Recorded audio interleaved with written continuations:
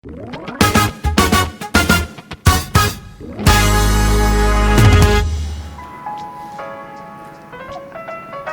Bropers, pernah mikir nggak sih kayak financial planning itu sebaiknya dimulai sejak kapan sih? Nah, gue pengen ngasih lihat informasi berikut ini.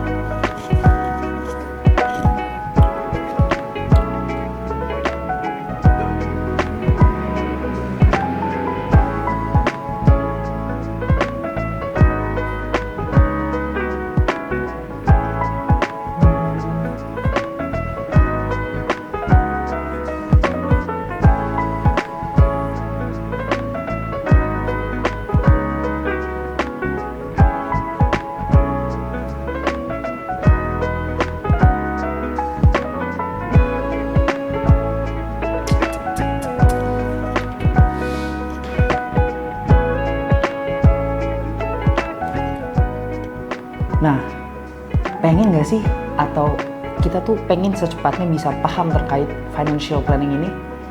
Nah, ini dia kapan seharusnya kita tuh belajar finansial dan sebaiknya kapan itu dilakukan. Berdasarkan pengalaman pribadi ya, sebaiknya financial planning paling tepat itu dilakukan saat ini juga. Iya, saat ini juga, sekarang ini juga. Tujuannya untuk apa? Tujuannya untuk segera memahami apa dan tujuan kita membuat perencanaan keuangan atau financial kita. Oke, gue pengen sharing juga nih terkait pengalaman gue mulai dari SMP, gue tuh udah mulai yang namanya financial planning ya. Jadi saat gue SMP itu, mulai tahun 2012, itu semuanya serba harus mandiri. Gue harus bisa yang namanya ngerjain pekerjaan rumah, terus juga harus bisa sekolah, dan juga harus bisa membuat planning terkait kehidupan gue sendiri. Jadi saat SMP itu gue sekolah di salah satu SMP di Depok, namanya SMP Negeri 6 Depok. Jaraknya itu juga cukup dekat lah dari rumah gue. Dan waktu itu belum ada yang namanya ojol atau ojek online, masih cuma ada angkot. Nah di situ juga gue belum bisa boleh bawa motor, dan jarak dari rumah gue ya sekitar kalau bisa total 20-25 menit. Gue punya jajan dikasih orang tua itu 20.000 selama satu hari. Jadi dari 20.000 itu untuk gue beraktivitas setiap harinya, gue bikin perencanaan pengeluaran per hari.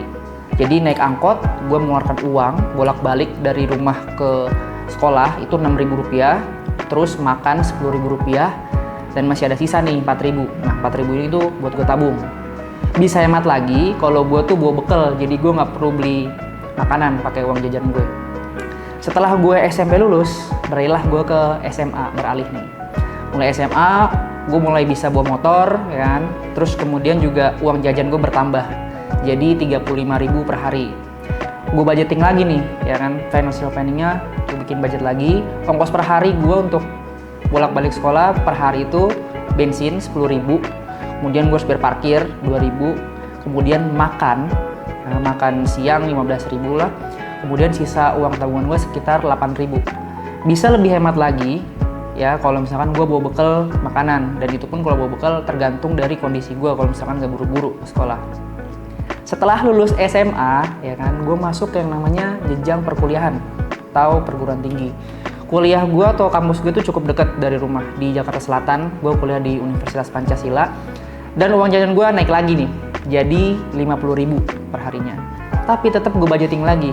Jadi pengeluaran gue pertama untuk bensin itu 15.000 per harinya, kemudian uang makan 20.000, kemudian uang sisanya masih ada 15.000 nih. Tapi balik lagi, kalau misalkan ini gue masih bisa hemat lagi kalau gue bawa bekal makanan, ataupun kalau misalkan gak bawa bekal, misalkan puasa ya atau Senin Kamis. Sehingga pembajetan itu penting karena kita bisa menahan ataupun mengendalikan emosi kita. Pernah juga gue yang namanya gak punya uang sama sekali. Ya, nggak punya uang sama sekali karena misalkan orang tua gue nggak ngasih sama sekali. gue pun juga berinisiatif dan juga beradaptasi bahwa tidak semuanya tuh harus selalu dikasih oleh orang tua. Akhirnya gue mulai mencari informasi-informasi terkait lomba dan juga informasi-informasi terkait pekerjaan ya sampingan lah untuk nambah uang jajan gue. Ya itu dia, dimulai sejak kapan gue mulai melakukan financial planning dan apa aja tujuannya yang udah dibahas di video sebelumnya. Financial planning itu ada tujuannya cash flow management. Nah, yang tadi gue udah jelaskan sejak kapan financial planning itu dilakukan, ya sejak sekarang, dan sebelumnya gue udah menjelaskan itu dan gue lakukan itu saat gue SMP.